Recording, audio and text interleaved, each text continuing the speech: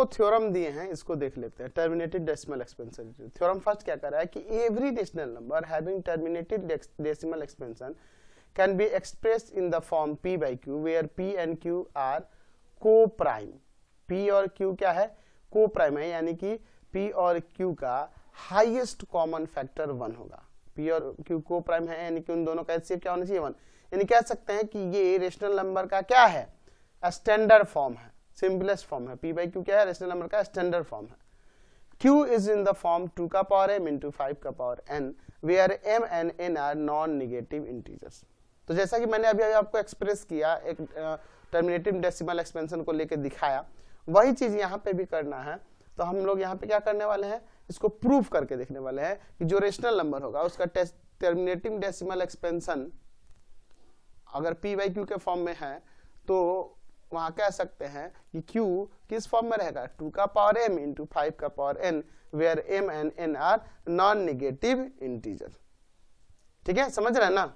यानी अगर आपके पास कोई रेशनल नंबर दिया है और जिसका डिनोमिनेटर 2 का पावर m into 5 के पावर n के फॉर्म में हो तो उसे एक्सप्रेस कर सकते हैं p by q के फॉर्म में। ठीक है, चलिए तो यहाँ पे इसका प्रूफ देखते हैं, यहाँ हम लोग इसका प्रूफ देखते हैं। ठीक है, तो यहाँ सपोज कर लेते हैं कि let x be a rational number, x हमारे पास क्या है, रेशनल नंबर है, हैविंग आपकी थ्योरम के अकॉर्डिंग क्या कर रहा है कि उसका डेसिमल एक्सपेंशन टर्मिनेटिंग है, हैविंग टर्मिनेटिंग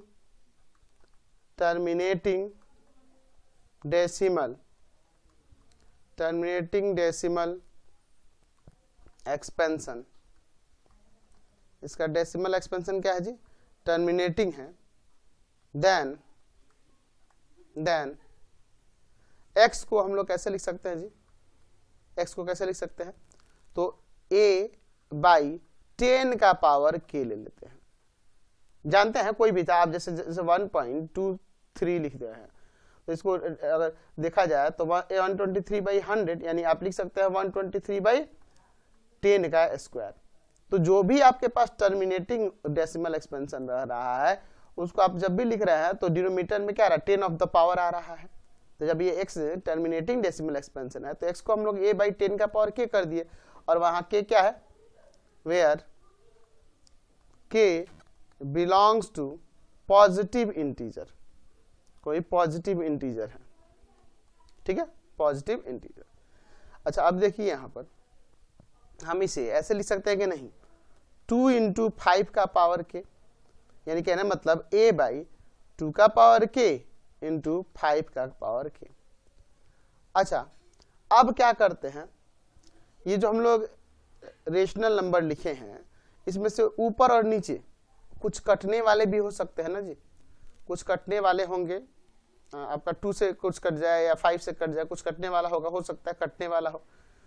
तो यहाँ पर जब कटने वाला होगा तो हमने उससे काट दिया, और काटने के बाद ऊपर हमारे पास प्राइम नंबर आ गया या ऐसा नंबर आ गया जो नीचे वाले से नहीं कट सकता है, p आ गया। और इसे मैं काटने के बाद मान लेता हूँ कि ये जो k पावर था वह m में चेंज हो गया, और जो इसका k पावर था वो n में चेंज हुआ। यहाँ पे लिख सकते हैं कि वेयर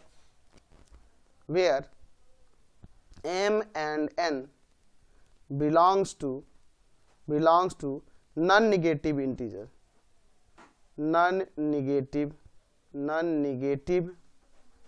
इंटीजर। समझ रहे हैं ना। चलिए तो यहाँ पे हम ये चीज लिख सकते हैं याद रखने के लिए कि हमने क्या किया है, इसको ऐसे कैसे लिखा कि हो सकता है इसमें से कुछ कटा हो और कटने के कारण ये सब चेंजिंग आई होते हैं। लिख सकते हैं कि here some power of 2 and 5 may be cancelled, ठीक है, out if they are factors of a के कुछ फैक्टर होंगे, also